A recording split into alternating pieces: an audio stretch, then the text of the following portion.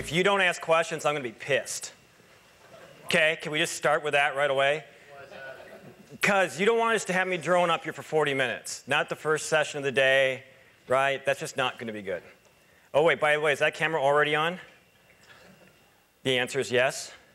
Okay, well, then I won't say what I was going to say after that. Well, first of all, I'm pretty psyched to be here. After spending the last 3 weeks nonstop with recruiter and HR folks, like I love coming to Minibar and hanging out with a bunch of tech people, like people who are actually doing things. When he was talking about human resources, I freaking hate that phrase. It just grates at me, and I've got some other inappropriate comments to go along with it if anybody wants to talk about it later today. But really, I only, literally, this is going to be the easiest presentation of the day. I'm going to skip that, because if you don't know who I am, you can figure it out later. That's my agenda. That's what I want to talk about, but I want to know what you guys want to talk about. So what do you want to know? I mean, right off the bat, who's got something on their mind? Do you want to talk about job stuff, skills stuff? What's on your mind? And this is the interactive portion of the presentation. Yes? It's really hard to find enough good software developers to grow at the rate we're trying to grow. And we want people in town. And I don't know whether there's weird reserves of people that we just don't know and can't reach out to, or whether there just aren't enough of us. So here's the first question of the day. How many of you, whether it's email, phone calls, LinkedIn, or any other sort of crappy form of communication a recruiter reaches out to you, how many of you have been contacted at least once this week? See, and there's the problem. There is no secret pool of people hanging out somewhere. Other than I would say that for anybody who is recruiting people, if you're in the room today and you haven't yet tweeted out that we're hiring, you might want to get on that. I'm shocked when I come to an event like Minibar, and other than the sponsors, people don't tweet out that they're hiring. And don't just tweet out that you're hiring, make it so that you can give them the URL. And if you want to get really cool about it, use this URL shortener and then track how many people actually click on it. It'll give you an idea of what the market's like. I'll tell you, I'm getting, does anybody care if I swear? No. I love you guys. I think sometimes clients call me up and say, hey, I need to find, okay, there is one for next Thursday. Can I help them find 5 Ruby developers in the next 10 days? No.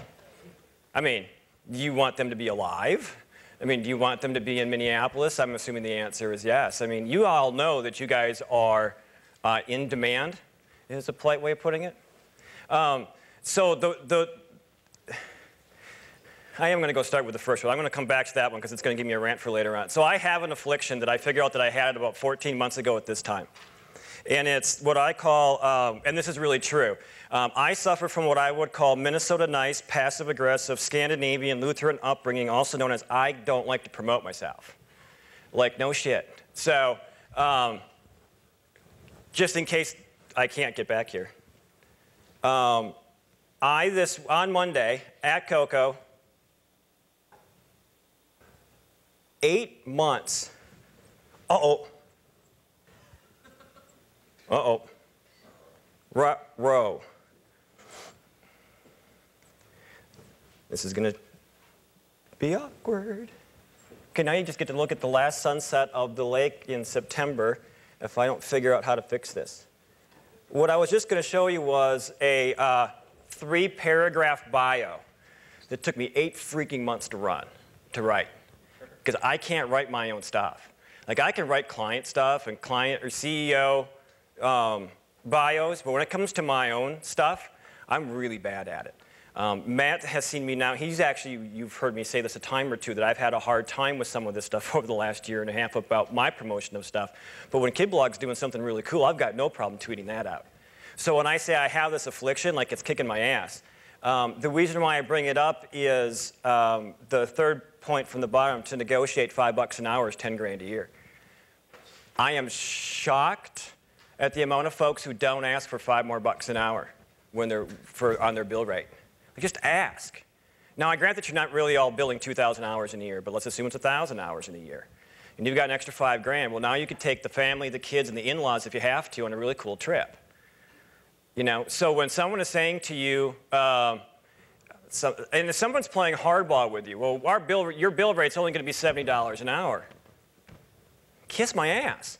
$75 an hour is what my bill rate is. Okay, maybe don't say the kiss your butt part, but ask. Right? If you're going through a salary negotiation, someone's going to offer. I'm just making up silly numbers. Right? Someone's going to offer you 80 grand. So ask for 85.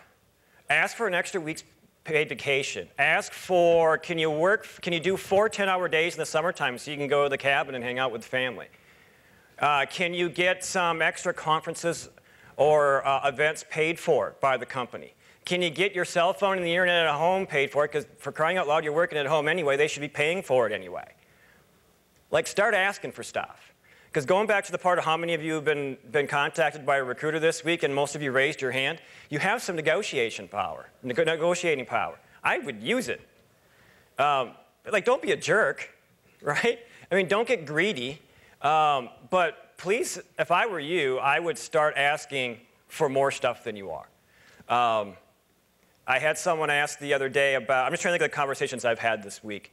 Someone asked about, it was $70 an hour at one place, and it was like $78 or $80 at another place, and which one I thought they should take. And I said I would take the $70 an hour one because when you started doing apples to apples, it was just more fun. It was closer to home. There was some ability to work from home. Was that $8 or $10 really worth it? And they agreed that it wasn't as well. I would start really starting to do some comparison on what people are offering you. The reason why do recruiters suck, and because were you in the session last year? Do you remember how the camera didn't work in the beginning?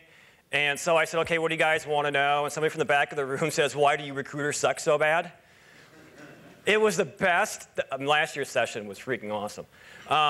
Which is also why I want you guys to interact, because here's the deal.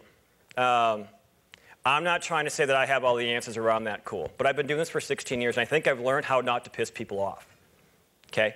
How many of you have received a LinkedIn? Okay, let's try it this way, because now I'm just curious. How many have received 4 LinkedIn email, or start with 4 this week? 4 or more, raise your hand. Keep them up. 5, keep it up. 6, 7, 8, 9. Okay, 8. How many? Okay. Oh, yeah, I don't even want to get into the rest of them, because it's. And how many? Okay, so out of 10, how many job inquiries to you don't suck? Is it, there is the answer I hear, 1 or 2 is the answer I've heard for the better part of a year and a half.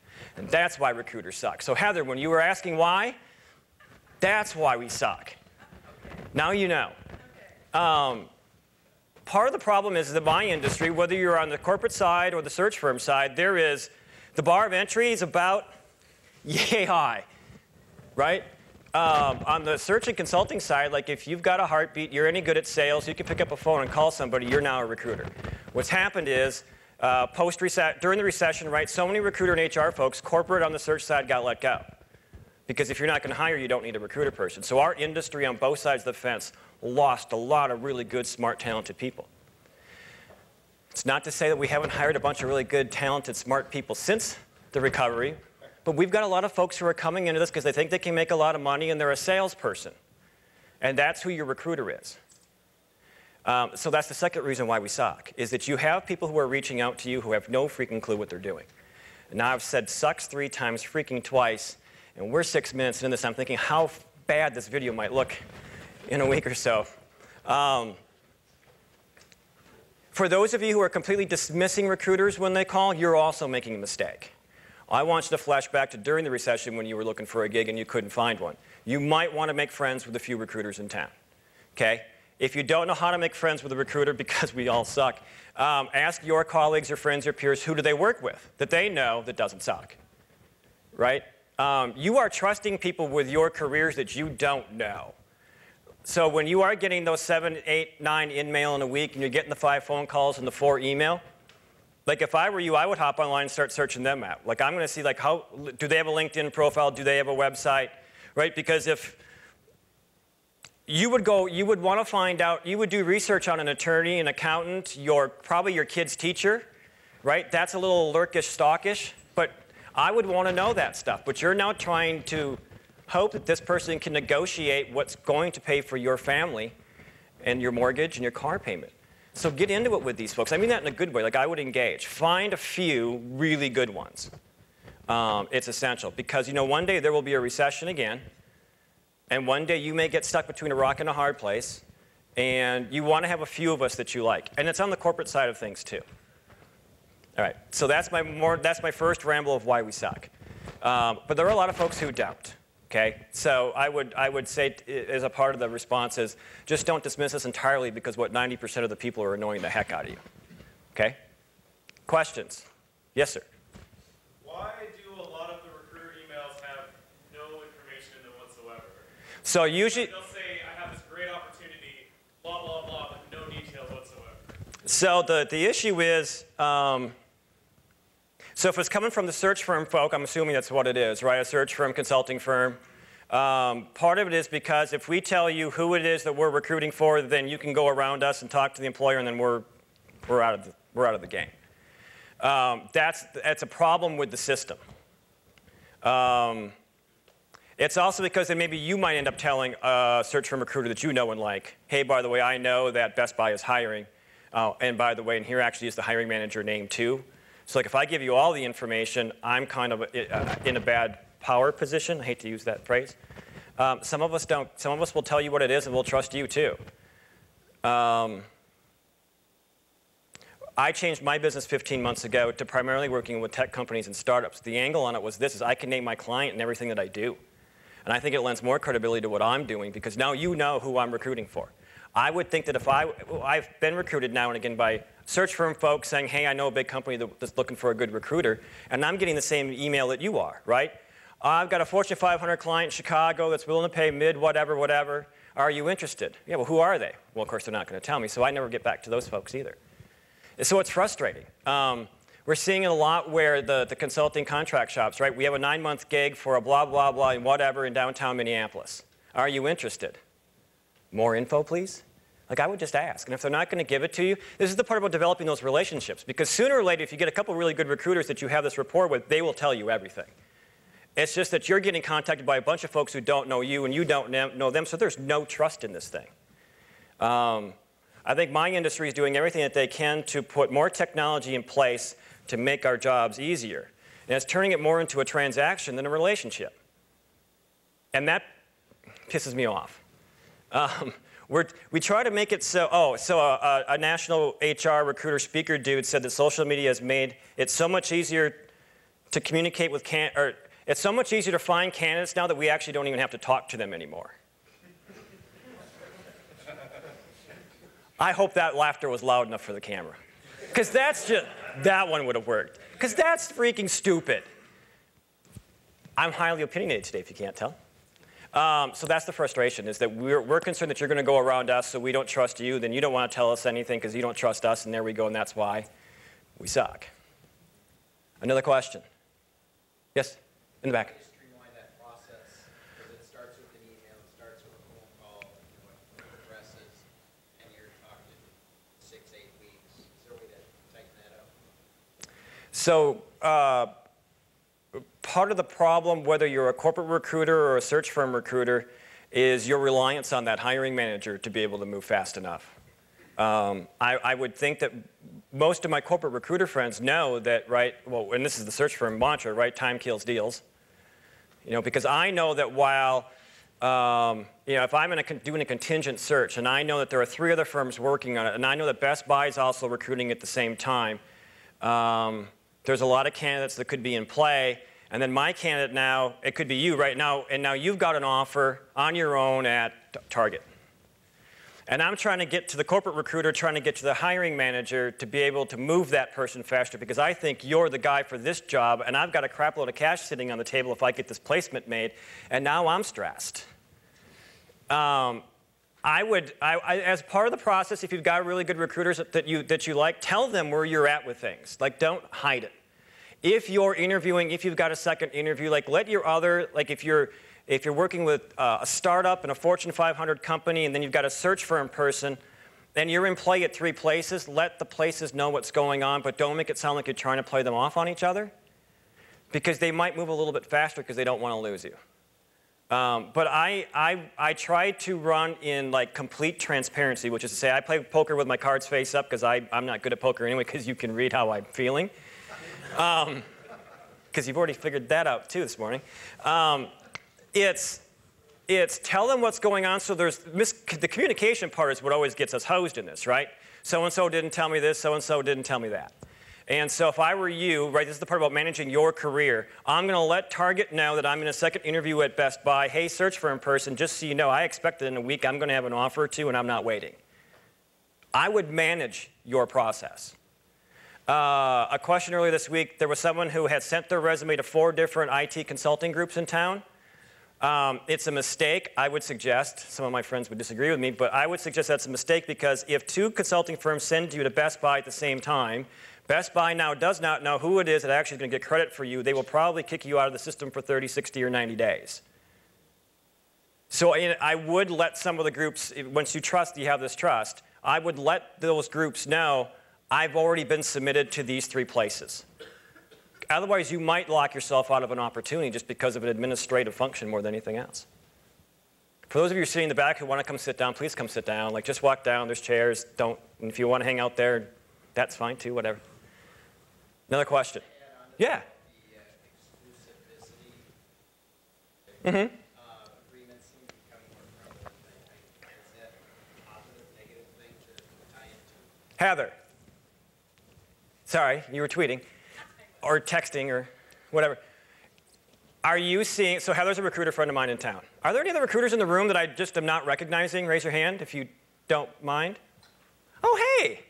How you doing?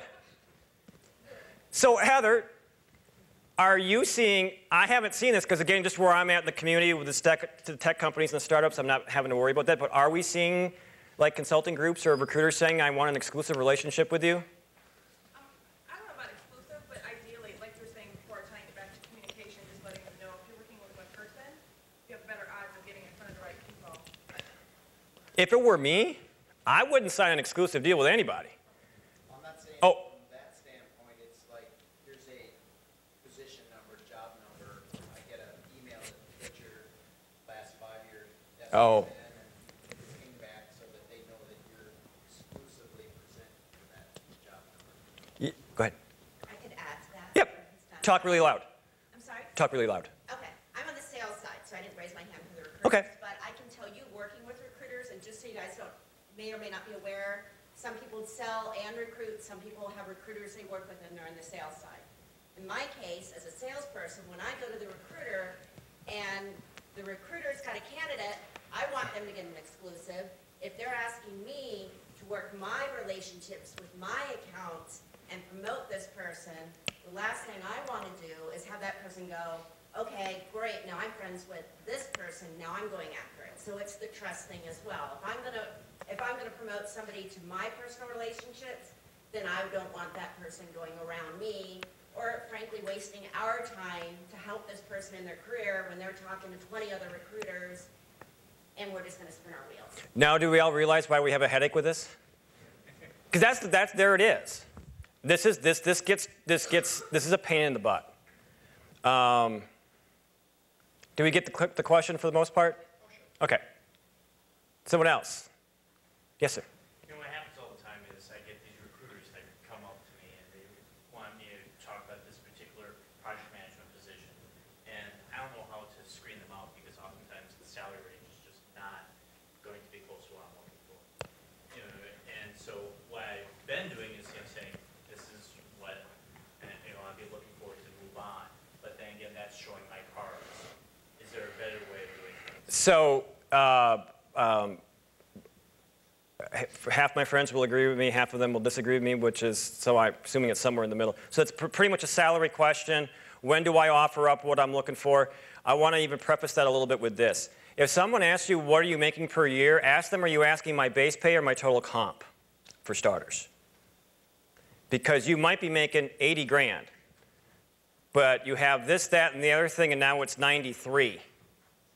Or it's 80 grand, right? You may tell, and corporate recruiters follow this all the time too, which is they'll say, well, how much do you make? And you're saying, well, I make 80 grand. 3 weeks later, they give you an offer for 86. You're pissed because the vacation's less, right? I would try to explain to them what my total compensation is, and then the next part about being, and this is what I'm looking for to move. And again, I wouldn't say it, like really hear what you're saying versus what you think you're saying. Tone matters with this. So if you are doing something where you want to go back and do a counter offer, listen to how you're saying it. Because if you sound like a jerk, someone's going to play hardball with you. I say that because my experience with IT folks is that sometimes you all aren't very good with the communication style. And what I mean is tone, intent, right? That stuff really, really matters. There's always this idea of the first person who ever talks about salary loses. And I think in some cases that's just true. I also think it's just look, we have made this system and this process so horrible. Because nobody wants to say, nobody wants to tell the truth. That sounds like a really good relationship, doesn't it? I ask, just to give you an idea, when I talk with candidates, Matt, can I just pretend that you and I are working together for a minute? So if KidBlog were to be hiring, and Sue or Joe send an email to Matt, hey, I'm looking, Matt sends them on to me. He'll be like, hey, thanks for the inquiry, and hey, we're going to have Paul, our recruiter, walk you through this. I send them an email back saying, hey, do you have a half an hour, because I'm a windbag, you're already going to figure this out. And we're going to talk about weird stuff, and not just about tech stuff. Any Gopher hockey fans in the room? I was hoping for a few more than that. That's all right. Are any of you guys Badgers? See, you know I can't get, wait, there's more than one? Because I like you, I won't give you any crap. This is what a conversation with me goes like on the phone, too.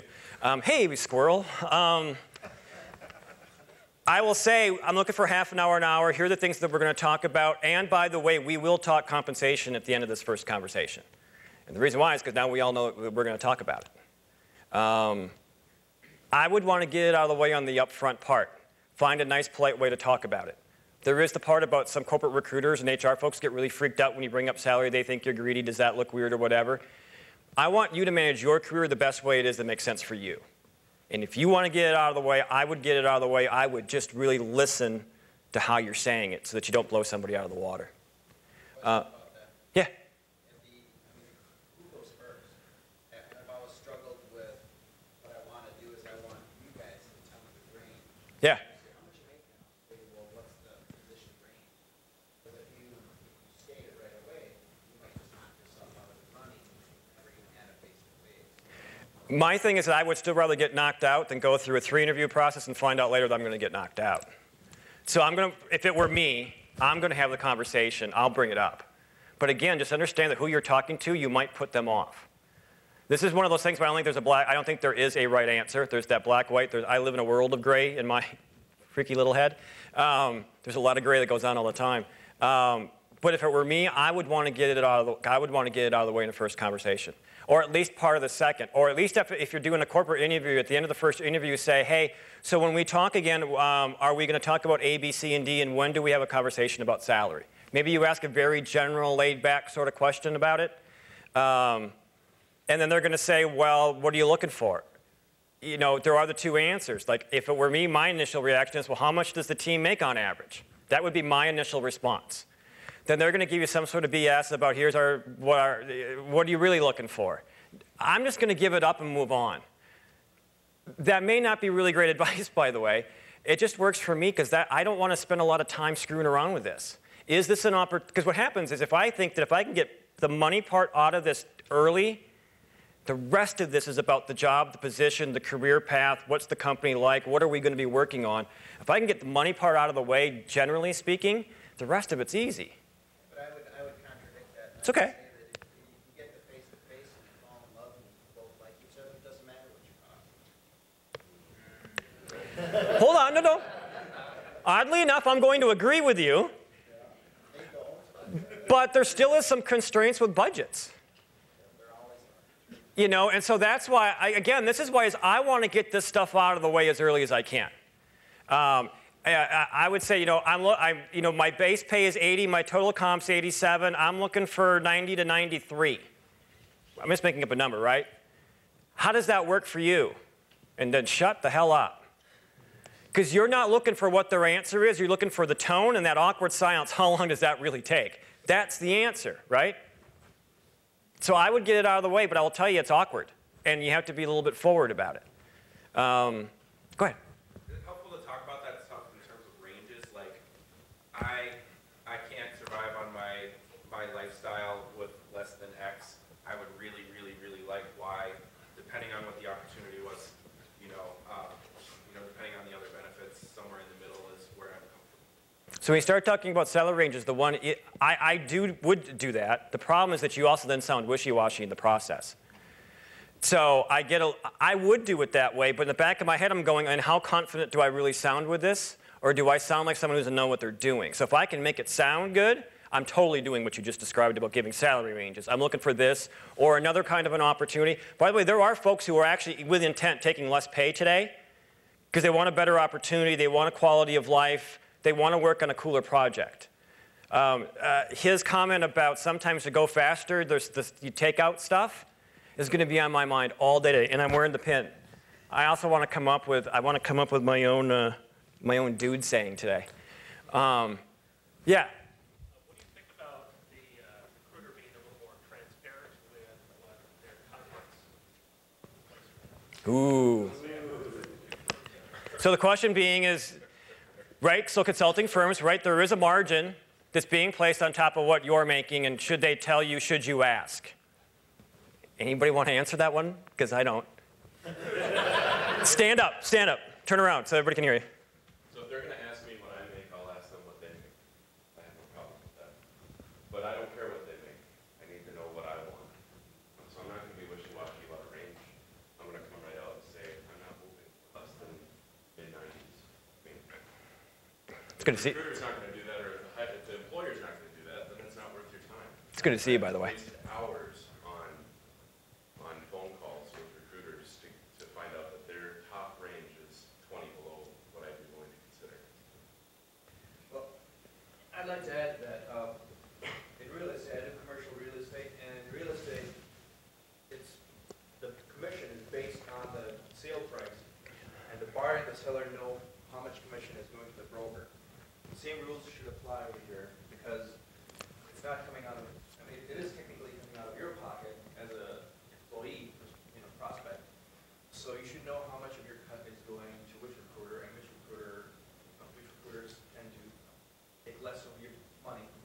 It is your money. And Heather, that would freak us out, right? So, go ahead.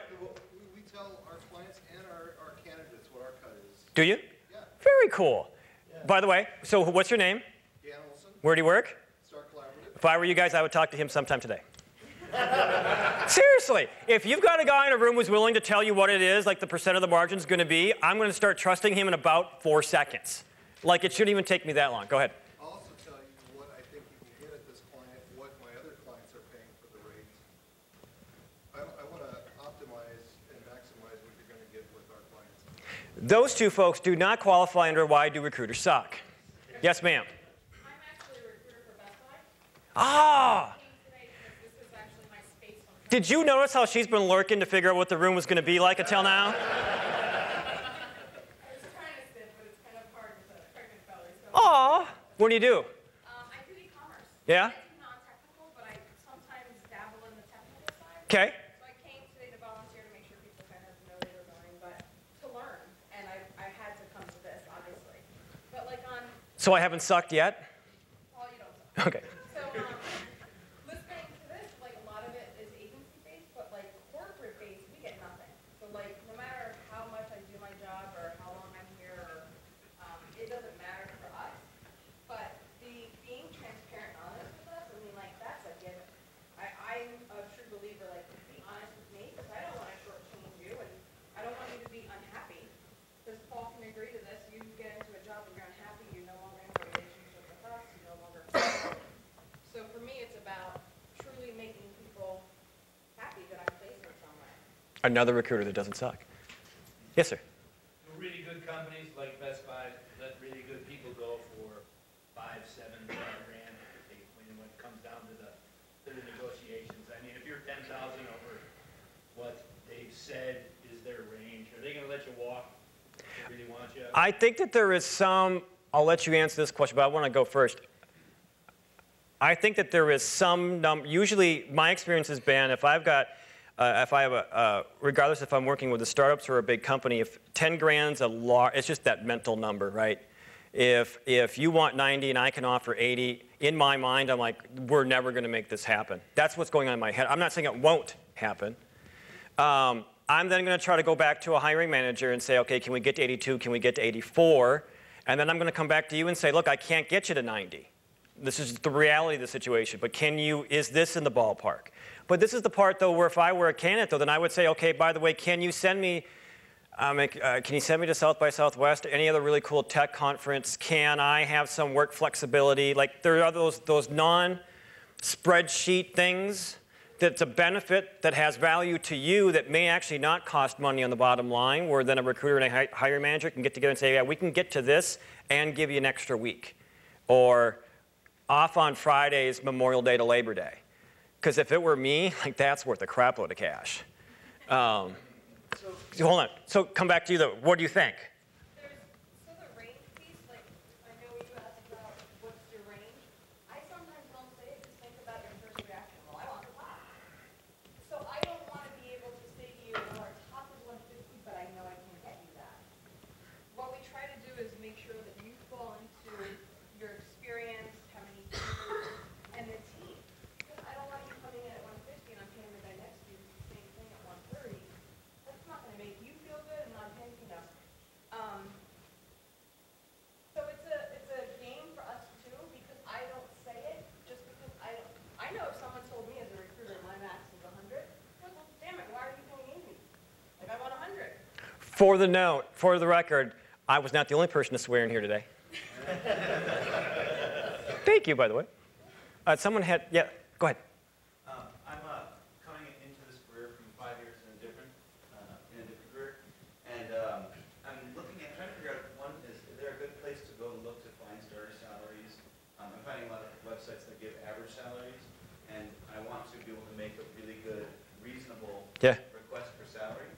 And then secondly, is my previous history of value to this field? So I've got a nightmare of a situation right now that I don't know what to do with. So there's a guy that I know, so it's a friend of a friend, so it's not a placement for me in that sense. So there's a guy who has been doing, we'll say, some really old technology for a really long time. Wicked talented, smart guy. And he is, I would suggest, grossly overpaid because they've been trying to retain him the whole time. And now he wants to be a Ruby developer. And he's taken some classes, and he's gone to a boot camp. And I frankly don't know what he should make, because he's been making low 100s for a long time. And I'm thinking a Ruby developer with some schooling and a boot camp. I mean, you're talking about someone who's maybe a college grad at most, you know, and if that's 50, 60, 45 grand, whatever those numbers are, do you catch why I don't know how to answer that one? That's why it gets awkward. Yes, ma'am. I would argue, though, that he does know how to program. Yep. And that has value. Absolutely. You can't just assume he's a kid fresh out of college if he's got several years of programming experience. I mean, knowing how to program is universal. But the thing is the value, would you put the value on that person at being what he's making now, or would you drop it down? And then it's how far do you drop? Right. So then it's that weird part of how far do you go down. So then I get into a conversation with him about, well, where are you with your cost of living? Can you take this cut and pay? His conversation is like, look, I can give up a bunch of cash for 2 or 3 years if I can get back to here by year 4 or 5. So he's got a real good thought process about it, but it's awkward. Information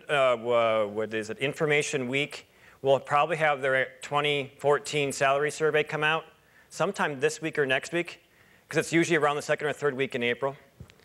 If you were to just Google IT salary 2014, I know Robert Half has a survey, Modus has some salary ranges. Even the Information Week one from 2013, so it is kind of broad. Someone has one by Midwest, West Coast, so on and so on.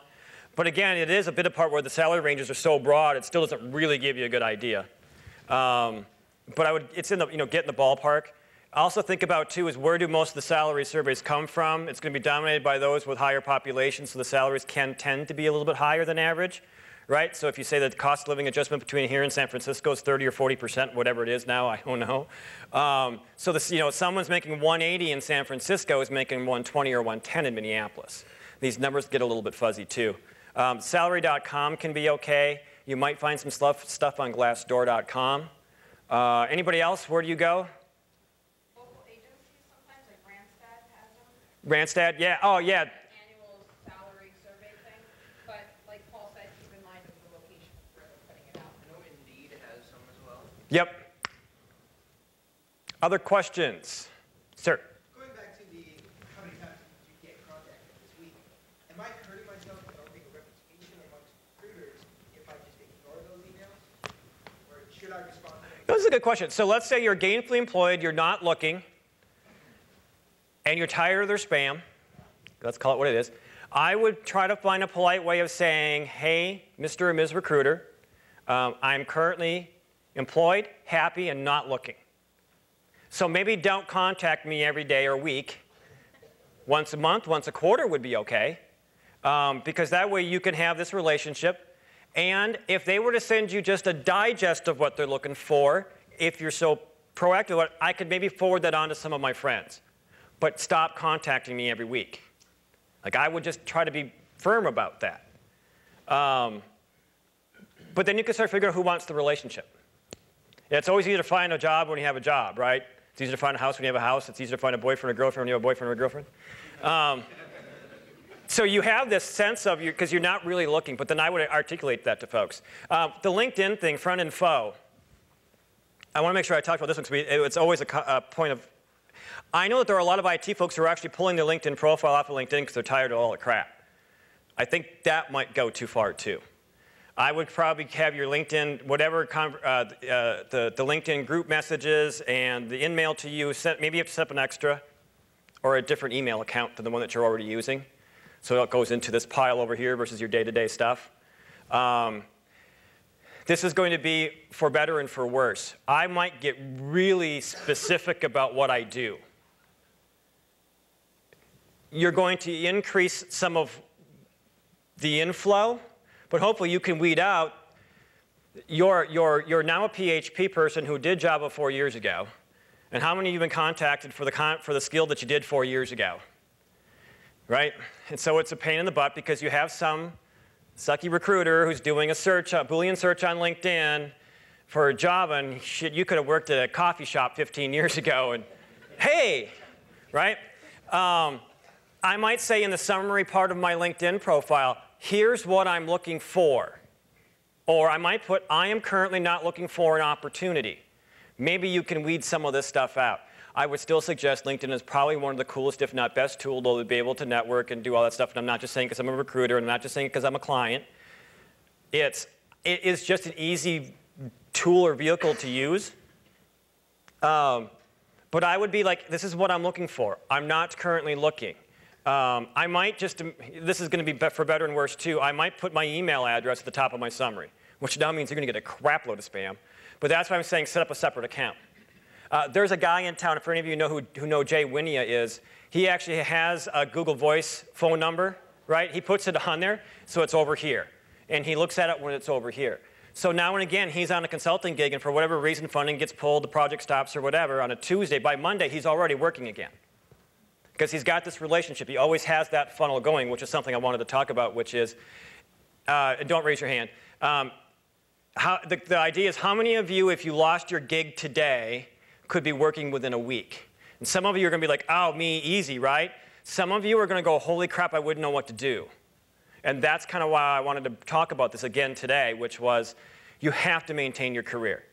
Right? The recession taught us one thing, is that companies will do what companies need to do to survive and thrive and meet the next quarterly earnings. I'm fiercely loyal. There's a few of you in the room who know I've been a Gopher football fan for I've been a season ticket holder for 32 years. I'm 43, by the way, so do the math. My dad got tickets when they went to the Dome. I have missed 11 home games since, which means I've seen some really freaking horrible football games. I am fiercely loyal to my friends and the people who I do business with. At the end of the day, I have to take care of my stuff first. So I'm going to be constantly maintaining this stuff. So you could be saying, I'm going to be working at Best Buy for the next 3.5 years. I'm still going to be attending events, talking to recruiters to figure out what the market's like. Because just happens, what if Best Buy or someone has to let some folks go? What happens if that really cool manager you've been working with for a really long time, and that's why you stay, decides to leave? You got to kind of be ready for this stuff. Because the recession, back to the recession part, right? So if you, well, except for me, my oil change is like 2,000 miles over now. I was going to say, but if you need to get your oil changed, you get it changed. If you need to go to the doctor, you go to the doctor. If you need to fix your roof, you fix your roof. Yet you don't maintain your career, which pays for all that. And that's it. I mean, there are a couple of you who I know in the room who got your butt kicked during the recession. And job searches were 6 or 8 months because you had a unique skill set and it was hard to find that next gig. You do not, look, there will be another recession again. Just because you all are in this different situation now than you were in 5 years ago, there will be another one of those 5 years from now or at some point. Like, I would be ready for this stuff. Like, I sound really, like, neurotic about this, but look, I knew as a recruiter following post-Y2K 9/11, that recession, that I needed to have 12 to 14 months of cash in the bank.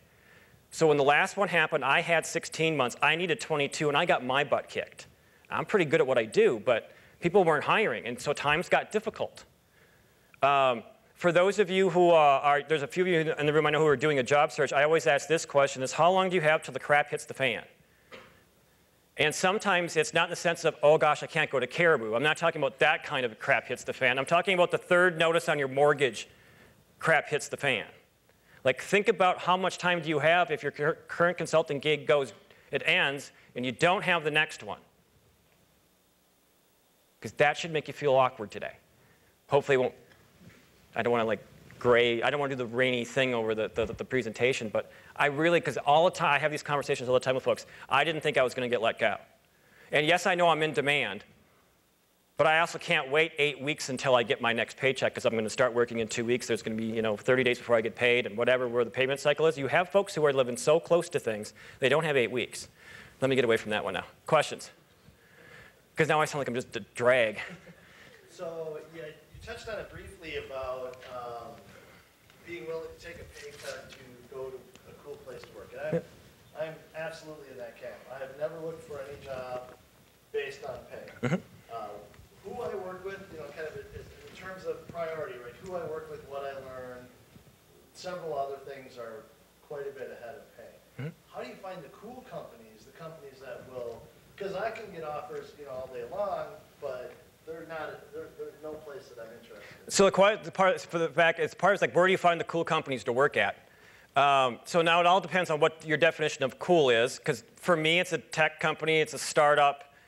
No disrespect, Best Buy is a great place to work, by the way. So small, cutting edge. Yeah, so it's, and I have another rant, by the way, the thing is that Best Buy does have cool things that you're working on. I think the problem is that sometimes Best Buy and large companies don't promote the cool things that they're working on well enough so that when people are here today can go, you know what, I love it. First of all, by the way, I held like 17 recruiter conferences here going back to 2007. I freaking love this place. Like, I love this building. I like being in Sandy's place on a Thursday afternoon when everybody's around having lunch, people are talking and sharing stuff. Because no disrespect, I can't get that at a startup because there's 6 of us. And we've all got our earbuds on, and we're like, I don't talk to anybody. So I think that there are really cool things going on at really large companies in town, but they're not talking about it. But getting back to how do you find out, I would just start asking people in general very loudly, who likes where they work? Who likes what they're working on? I might put that on LinkedIn, but note that if you already have a full-time, gainfully employed job. But if I'm a consultant or contractor, I'm tweeting that, putting it on Facebook. I'm putting that everywhere. Like, who knows of a really cool thing in town? My gig ends in 6 weeks. I'm looking for the next one. Because your friends should be wanting to help you out or wanting to help pull you into their cool thing. And whether that's a kid blog or a Best Buy, your friends should want to help you find the next cool thing. There was one question. Oh, in the red shirt, glasses. You had your hand up. By the pillar. You got to ask it now. I totally called you out. In fact, now you got to tell us your name, too. What's your name? Lloyd. Okay, cool to meet you. So you were talking about the salary negotiation part, kind of back at that point. And there are all the intangibles. Yeah. And I think that it overlaps a little bit